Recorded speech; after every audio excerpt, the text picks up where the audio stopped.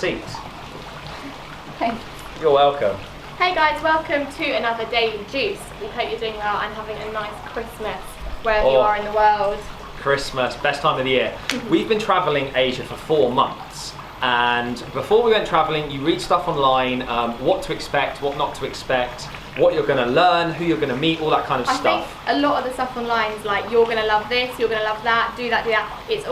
It shows the highlights. We are going to talk about some highlights today, but there's also some bits that you want to know before you go. Yeah, we're going to tell you all the stuff that they don't tell you before you go travelling. And this isn't like a negative video. We're not just here, because actually there's very few negatives to travelling. Look at these smiles. It's the best thing, look where we are. It's the best thing we've ever done. We absolutely love it. It's a lifestyle that we dreamed of when we made happen. If you're in the position now of do I go, do I not go, go. If you can make it happen, do it. It will be the best decision you ever make in your life, guaranteed. Definitely. But in this video we wanted to talk about some of the things that don't get mentioned as much, some of the realities and what it's like day to day, behind all the Instagram photos and the villas in Bali, yes, to give you a real kind of understanding of what a travelling lifestyle actually looks like. I'm going to start by showing you a few things on myself.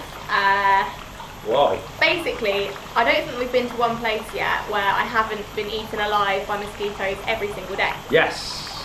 Let me just do a quick tour, just to give you an example. I don't know if you're going to be able to see this or not, but how many have I got on my legs right now? About 7. I've got them all down this leg, all down here, my bum, my hips, my arms. I'm absolutely covered in the itchiest mosquito bites. Yeah, no one told us about mosquito bites before we went. They kind of do. They say like take a net, take insect repellent and stuff. But honestly, you get bitten every day. They're really, really itchy. But don't worry, we got some remedies for you. 2 things we brought out, as you mentioned, to try and stop these.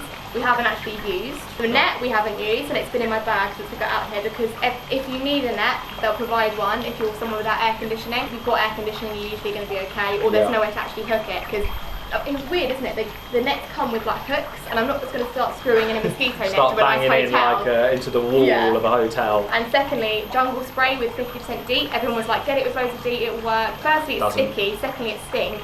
Thirdly, it takes your nail varnish off, and fourthly, it doesn't actually stop them biting you. Wherever you are in the world... Oh, there's one here right now. There you go. Wants to be on camera, loves it. Wherever you are in the world, there'll be a mosquito repellent or an insect repellent that's kind of adapted to where you are, exactly. So we've been through a few different ones and where we've been. It works so much better getting the local ones, and often they don't have DEET in anyway. We should probably tell you where we've actually been as well. So we've started in Thailand, Cambodia, Vietnam, Hong Kong, Philippines, Taiwan, Taipei, back to the Philippines, and we're currently in Bali. We've done quite a nice amount of Asia. There's obviously still more parts we want to go and see. We've scratched a nice surface layer. And we like to think we have some idea of what to expect when we're out there.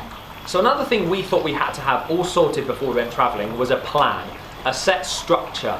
Flights, hotels, bookings, bus routes. Changed. I know, so we used to be like Lucy used to be the most organised person. Do not say we, like come on. But honestly, once you get out here, you realise that you really don't need to plan much at all in advance. You can't be too strict on a plan, because firstly, you'll get disappointed if you say I want to see this, this and this, and something happens, the weather's bad, so you can't do something, a flight's cancelled, you wake up late, because like that. There's things that happen. We've had ferries cancelled. And there's things that happen that can stop your plans happening. So Thailand, the 30 days were planned out. We had things, it's good to have hotels booked, I get that, but we had everything booked and everything we wanted to do. Although it was lovely and we went around each day and ticked off the things on the list, it did feel a bit like a school trip, a bit sort of... Yeah, a bit structured, bit... Like, TripAdvisor says you must see these top 10 things in Bangkok, so we need to go and see the top 10 things in Bangkok. Yeah. Be flexible and discover things yourself. I think if you're too caught up in like the tourist spots, you might miss out on like more local things. And just don't put the pressure on yourself. We probably could have saved ourselves hours of stress before we came away. We'd sit there every night like planning each little thing, what bus times we needed, what ferry we needed, which company to book with, all this kind of stuff. It's good to have a rough idea, obviously, of course. It helps you out once you get there. Yeah. But take it from us, you don't need to plan that much at all. Everything is so easy when you arrive at places. You literally get a bus into somewhere and there's little booths, people selling tickets to the next place, or ferry tickets, or tours. Hotels, you can rock up to a place and book into a hostel or a hotel. Same day. It's honestly so easy in Southeast Asia, especially Thailand. Don't put the pressure on yourself, because for me that took away a little bit of the enjoyment of Thailand, because I absolutely loved it. but the whole time I was like, oh, we were meant to have done that today and we didn't do it. Yeah, we didn't manage to do this. And yeah, exactly. It kind of gets you because you're like, oh, that was meant to be really good. Why didn't I do that? But if you're more flexible, I feel like the months after Thailand, and probably more so as you go along, you become more flexible. Yeah. We've relaxed more. Definitely. And we've enjoyed ourselves more. So I'm not saying I didn't enjoy Thailand because we had We an loved amazing month Thailand. there. Don't focus on what you haven't seen or what you missed. Focus on what you did see and what you did experience. Like the whole point of travelling is enjoyment and seeing new places. And how do you know what you'd have thought of a place because you haven't been there? Exactly. You don't know the alternative. Yeah, this is kind of a given, but just know that you're going to meet some amazing people out here as well. Yeah. Like both locals and other tourists. The thing people who have travelled tell people who haven't travelled, they were like, oh, you're going to meet so many amazing people, you'll meet friends for life. And when you're still at home and you haven't done that, you kind of nodding along like, oh yeah, I'm sure. And you don't picture those people, you don't picture those relationships being made. But honestly, it does happen. Depending on what type of travelling you're doing, I think solo travellers probably do this better because they're on their own and it's easy for them to stay in shared accommodation or just chat to people in bars or on the beaches and stuff like that because they're on their own. Guys, we've got to say, sorry about the noise of, it sounds like someone's doing a pee in the background.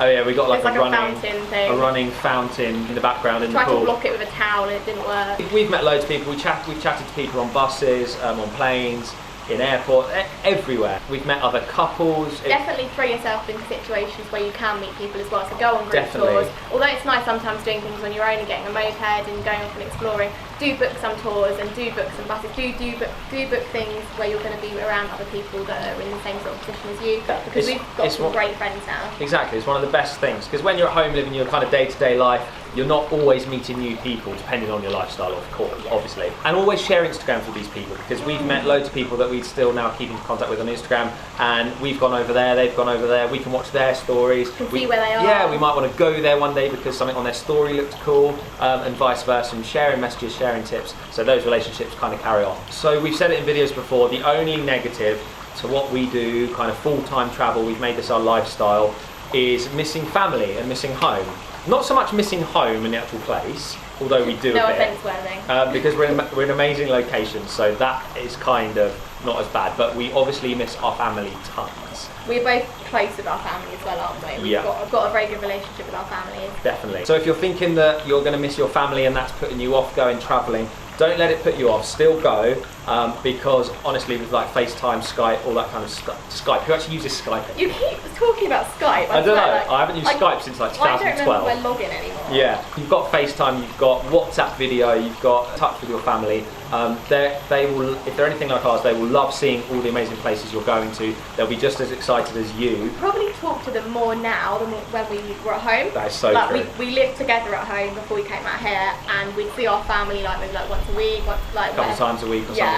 Every day waking up and like texting our parents hey. It's so funny. A big bit of advice that we were given from a few people before we came out. When you go, so this is your hometown, this is your family's lives, you're in it, you go away, you're having this amazing time, you're in this bubble of travelling, you're seeing different places, you come back and everything is still the same, nothing's changed, your family's still there, they're still going about their lives, and it kind of just carries on. So like, don't feel like you're not missing out, because obviously that you miss some things not being there, but it all carries on. And like when I was told that before, I was like, huh? But now I totally get what they mean. It's kind of like, we know that they're still there, we're going to be able to carry on normal life. It'll all be there for you when you get back. You will drink a lot of coffee. Even if you don't like coffee, I feel like you're going to drink so much. I dread to think, honestly, how many glasses or cups of coffee we've had. Iced coffee, Vietnamese coffee, coffee with syrup in, so much black coffee, Balinese coffee. Yeah, coffee seems to be a huge thing in every country we've been to somehow. Luckily for us, we love it.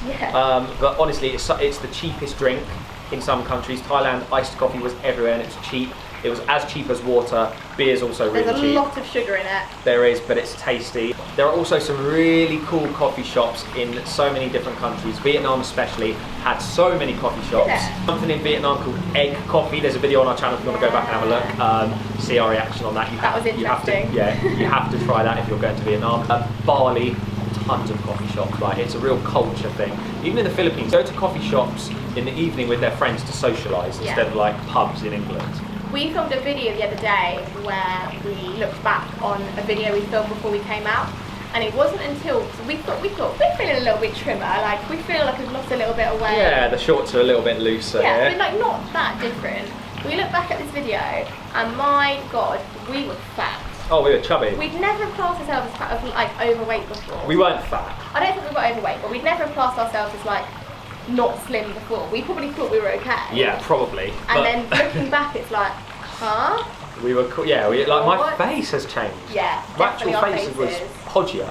Yeah, So- and like jawline wise, I think we've both gained one now. Yeah, exactly. So a lot of people told us, you'll gain weight in Asia, all the lovely food, the ice cream, The rice, the noodles, like the carbs, the sugar. the pancakes with banana and Nutella and all that kind of stuff. And don't get me wrong, we've had our fair share of that. Like we don't believe in like just like in not eating carbs. We don't believe like if we like the look of something, we're gonna have it and try it because we like probably to try like new once things. a week we'll have a really nice dessert or something. Our view on that kind of thing is like if we like the look of something, we want to try it, we'll eat it because we don't want to not eat it and then regret not trying that really nice dessert or whatever it was. Not like at home where you're like you wake up, you have breakfast, you have lunch at work, and then you have dinner when you get home. Here it's like you're moving around and each day is so different that often you'll only have like 2 meals a day or like 3 smaller ones. And that's just for us, that's how it's kind of worked out for us. Yeah. And I think also the food is fresh, like most of the food you have is nice fresh vegetables, meat, it's just nice stuff, no processed stuff, no additives, all that kind of stuff. It's just vegetables, meat, rice, noodles, cooked freshly in front of you. Yeah. So it's kind of healthy,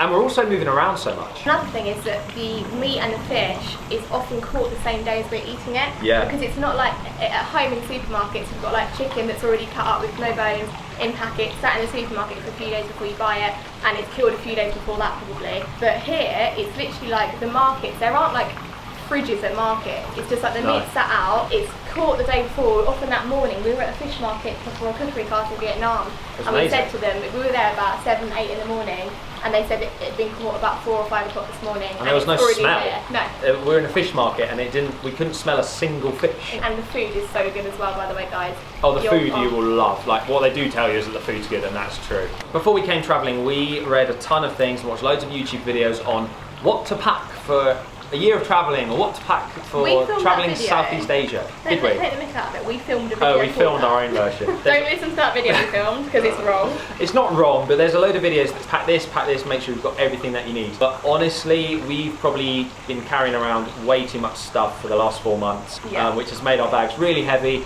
We haven't used a lot of what we bought, and you can probably get away with taking a bit less. I'm not suggesting you do this because it'd be quite stressful probably, but you could probably get on a flight with nothing and buy it all out here if you wanted to. Like if you needed to travel that quickly, you could do that. Because honestly, like I thought when we got out here, it'd be like we're not going to be able to find shampoo anywhere, so we need to bring 8 bottles to last. We did. us. We bought so silly. I mean, your best friend will be 7-Eleven, which is like a Tesco supermarket place. That's in most places. All over Asia. Yeah. If there's not a 7-Eleven, they'll have their alternative, Family Mart here in Bali. Transport is so easy as well. Something I was worried about, say for example in Thailand, was getting from island to island. There was nothing that clear online, but as soon as you get somewhere, like hotels help you, people that have already done it, like where you're staying, you can say to someone, hi, I'm meant to be here tomorrow night, how do I get there? They'll direct you, they'll make a... Do you remember when we went into 7-Eleven in Thailand, in Chiang Mai, and the lady behind the till called the bus company for us to get us a ticket to Pai? Yeah, this is what we love about Asia. This has happened so many times. We were in a bakery, like buying a little snack. We were just making conversation whilst we were paying for our bread or whatever it was. And the woman's like, oh, what are you up to tomorrow? We're thinking of going here. She's like, oh, have you got a driver yet? Oh, my brother is a tourist driver. Like, I'll give you his number. What's your WhatsApp? So we shared WhatsApp, text him, and then it's just so, you don't get that in the UK. You couldn't just go into Tesco and arrange a transport to another town or something. Can you imagine, like, saying to Tesco's, like, can you book me a train ticket to London tomorrow? Yeah, please? exactly. They'd be like, no. But it's so easy. The website we'll give you, which is really, really good for this, is a website called 12Go Asia. Anyway, we'll put it here. Type in 12Go Asia. We'll find it, we'll put the link here. This is the travel website for Asia. It's so cheap. Trains, ferries, buses, flights. And it shows you like all the different options. So it might be that to get from A to B, you could take a train, ferry, bus, and it tells you the prices, first class, second class on the train. Yeah, and you can book one ticket for multiple journeys. So if you want to go from here to here, but you need to get a bus, a train, and then a ferry, you can book it all as one ticket, so it makes your life so much easier. So there's so much information on how much money... Is that rain? That's rain. It's sunny though. How's it raining? It's rainy season. Oh, well, we can carry on, the camera's inside. There's so much information online, how much money you should bring travelling, it varies so much. But what we can tell you is that flights internally in Asia can be cheap if you're smart. Yeah. So if you're worried that you've saved up a chunk of money, my route looks like I'm going to need 10, 15, 20 flights, don't worry too much, because I think the cheapest flight we've ever booked was like £14. Yeah. We actually filmed a whole video about booking cheap flights. We'll link it below. We have. So in that video we give a ton of tips on how to actually book the cheapest flights, but don't panic too much about flights. If you can be flexible with dates and smart about how you book it, you can save a ton of money and you don't have to spend that much money on flights. Tourist spots. Some amazing, like elephants in Chiang Mai, loads of tourists, but absolutely amazing day. Some of the Bangkok temples were really cool. Yeah. We've done a load of tourist stuff, don't get me wrong, and you do want to do it because often, well, there's a reason they're tourist spots, because they're amazing and people want to see them. But make sure you, in the middle of the tourist spots, put in a few things that are a bit off the beaten track, a little bit less common to do, immerse yourself with local experiences. For example, in the Philippines we went to somewhere called Port Barton, and that's not really on many lists where to go in the Philippines. It's a much quieter place. They don't have electricity from 6 a.m. till 10 a.m. Yeah. The Wi-Fi was rubbish. It went down in the whole village for like the 4 days that we were there. It was really good though, because like we had this really immersive cultural experience where we felt like we were the only tourists. There was a handful of others, but genuinely we probably only saw 5 or 6 other tourists. It was all locals. We took a bike to a waterfall, and it was like where all the local kids were, and they were playing, and it was just us. And it was just nice because it felt like we were living their lives a bit instead of just as tourists. Following along with the tourists. And that's like the whole of the Philippines. I think a lot of the Philippines has been like that, hasn't it? Definitely. And the Philippines in general is less of a traveller destination, I think, than Thailand. I think in a few years. Oh, 100%. Get there soon. 100%. Get there soon. So enjoy the. Yeah, we love. If you've been watching the channel, you know we love the Philippines, and it's mainly, I think, for that reason. It feels less trodden. It feels like a bigger adventure. And then we get to Bali, and everyone you see is a tourist, which again, it's fine. That freaked us out. Actually, different. We weren't used to it. Yeah, we were like, hearing whoa. like English accents all around us. It was weird. So, guys, if you're heading off on a trip traveling, firstly, we're very jealous. Like the first bit is so exciting. We hope you enjoy your trip. We know you'll enjoy your trip. We hope some of these tips have kind of helped you. We just wanted to have a chat about it and give you guys some of the reality of what traveling looks like. Like we wouldn't change this now for the world. Like we are so happy we made this decision, and you will be too. If you have any questions like anything about traveling or anything off the back of what we said, make sure you comment below. We can have a chat down there. Do follow us on Instagram as well. We've got links there and we upload daily on there. You can see where we are right now on our stories. And if you're new to the channel, if you've just discovered us, then please consider subscribing. We upload daily travel content. So many exciting new videos coming out very, very soon. We hope you all enjoy the vlogs, and as always, we'll see you tomorrow. Bye guys.